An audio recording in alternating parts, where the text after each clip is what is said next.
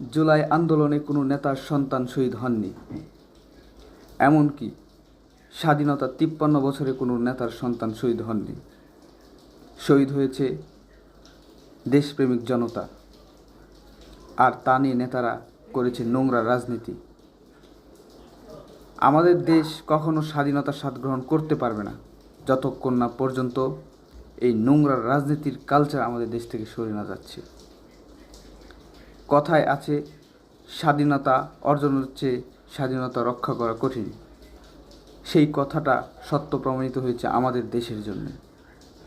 আমরা হাজারবার স্বাধীনতা অর্জন করি না কেন, এই স্বাধীনতা যদি রক্ষা না করতে পারি তাহলে স্বাধীনতার স্বাদ কখনোই পাবো না। আমাদের কালচার চেঞ্জ করতে হবে, আমাদের রাজনৈতিক সিস্টেম চেঞ্জ করতে হবে।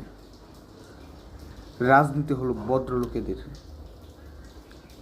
এখানে আমাদের দেশের রাজনীতি হচ্ছে অভদ্র লোকেদের। এটা কালচার হয়ে গেছে। রাজনীতি করতে হলে চাঁদাবাজি করতে হবে, রাজনীতি করতে হলে দুর্নীতি করতে হবে। রাজনীতিকে আমরা ইনকামের সোর্স হিসেবে দেখি। যে দেশের রাজনীতি হয় ইনকামের সোর্স, সেই দেশে কিভাবে একটি সুষ্ঠু রাজনীতি হয় সেটা আমার মাথায় আসে না। আসলে আমাদের প্রত্যেকের জায়গা থেকে ঠিক হতে হবে, দেশকে ভালোবাসতে হবে এবং দেশকে নিয়ে চিন্তা করতে হবে। আল্লাহ হাফিজ।